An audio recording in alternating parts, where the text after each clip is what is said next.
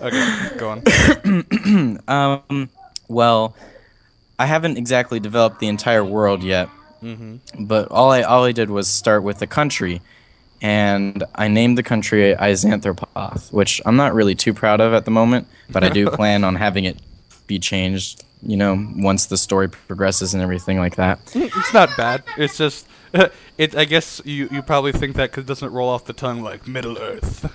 Right, it's like Isanthropoth. Oh, is that a type of insect or sounds very science and technical. Well, yeah, it sounds like a some kind of like genome, or like a new element or something. Isanthropoth. Okay, continue.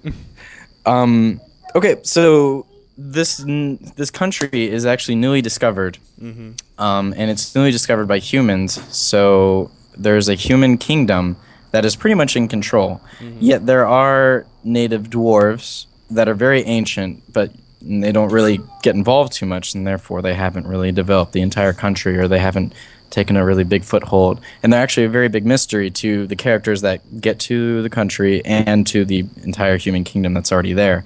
They don't really talk, they don't really come out of their spot in the country. So Mm-hmm. when you see one, all he wants to do is drink or maybe have a job, and that's pretty much all they talk about. Mm-hmm. Same thing with elves, really.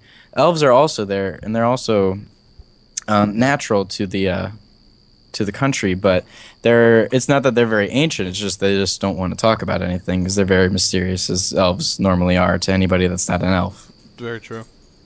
And then there's also orcs, and funnily enough, in my campaign, anybody that plays a half orc or that can actually play an orc or anything like that, they're actually like a slave race, and it's very and it adds a really nice dynamic. I've yet to have anybody that wants to volunteer and says, "Oh, I want to be treated like shit every time we have to role play," sort of thing. But That does make sense. Or like being a half orc. It's like I want to be a half orc that nobody likes. right. That's very good. That's a very good idea. But it's funny because I try to explain to people, like I'm not gonna kill your character off in 2 seconds if you accidentally step the wrong way. Like it's not that type of a society, but Yeah, they'll yeah. slowly catch on, I guess, the more their characters develop, and then sooner or later, if one of them dies, they'll be like, "Hey, I actually want to try a half orc." Which, in my first edition version, I actually ran that for a little while, and it got to a really nice point, but then it didn't really get as far as I wanted, and they had to stop because of this or that and the other. But Yeah. anyways, one of the people actually decided to be a half orc, Oh. and luckily, they were only. Well, not luckily. I guess luckily for them from their standpoint, because they didn't really have to do too much RPing with the human world because they happened to be at the Orc HQ capital, and they didn't really get to play too much before we had to end the campaign. But there was some courage built up by the time they were like level 3 or so. Oh, that's good.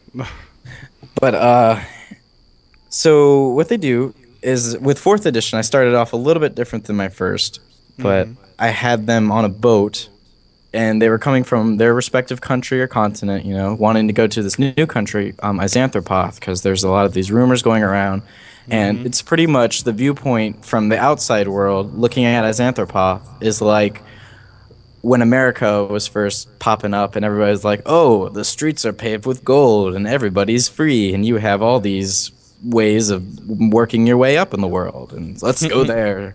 So that's pretty much their story hook.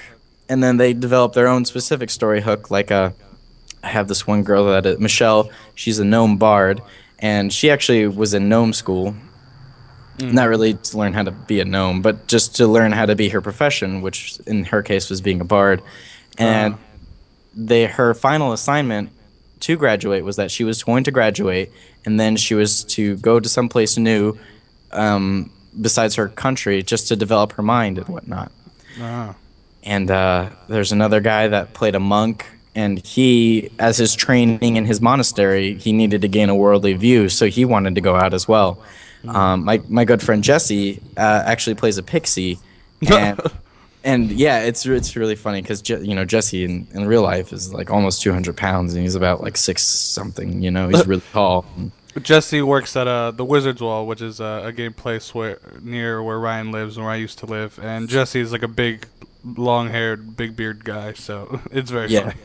It is very funny, and and in his character, just by reading the background of the Fae creatures such as pixies, he's just out looking for fun stuff to do and to pump up his excitement level. So he's like, "Hey, I'll just go on this boat that I have no idea where it's going."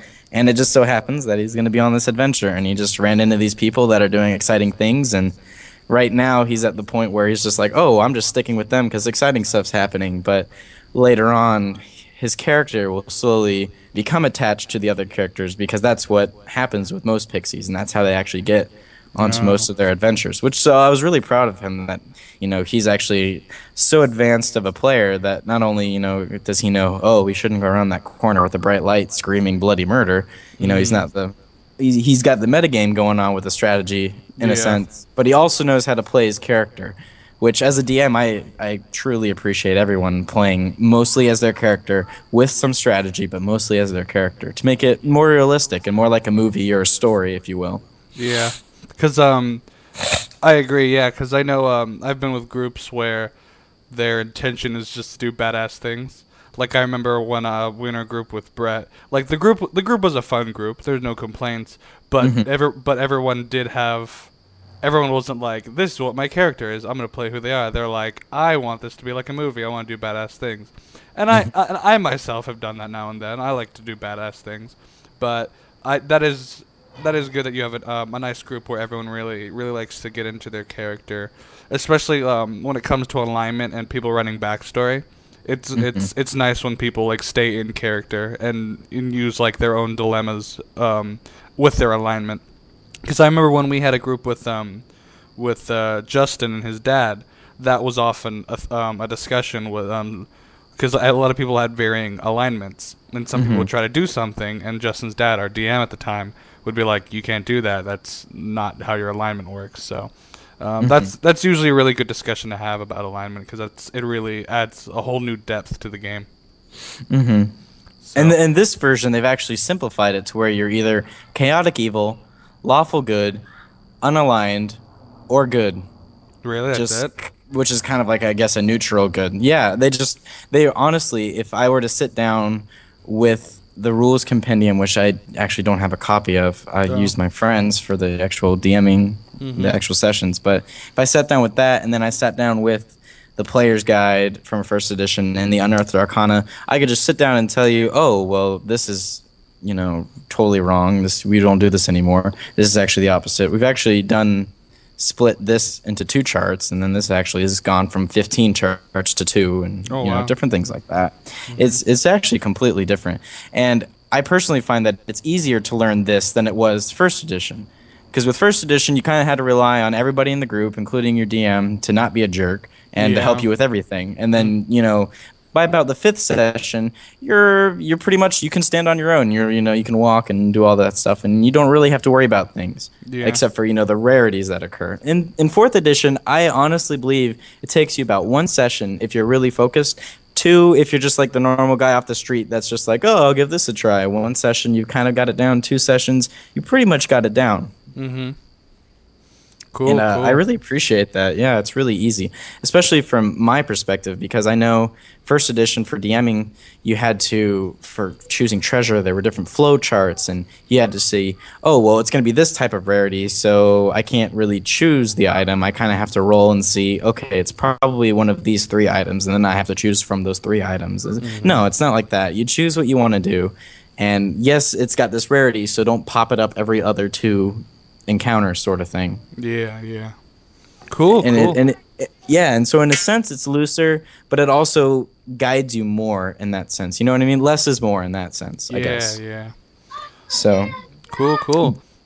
but Well. anyways, Yeah. as we keep on going off, they get to the boat, or they're on their boat, Mhm. and there they sort of meet each other, and they have like a couple minutes really just to introduce themselves, just so we all know who we look like physically, really, not really to introduce each other's characters. Yeah. But then they are interrupted by the captain, who gives them a speech saying, "Oh, I know you've heard these things about this city, but let me tell you one thing: it's not paved with gold, and you work your way up." Oh That was wow. a big thing too, right? Like if you were a noble in whatever country you were, or you had any kind of status, doesn't mean anything unless you own something or you're a king of something or like really high nobility that mattered that could actually help their kingdom. Oh If you wow. say, "Oh, I was the grand nephew of the uncle that shined the shoes of the king, so you must kiss my butt," they'll just be like, "Okay, well, here's the end of my spear, and if you could just bite that real quick so I have an easier time stabbing you, you pretentious jerk." You know what Oh, I oh mean? wow.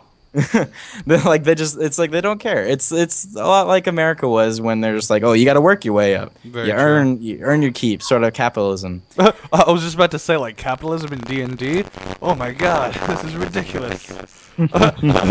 D&D soon become just real life. But as orcs, elves, and gnomes and stuff, like you have to Yeah. meet a nice girl, start a nice family.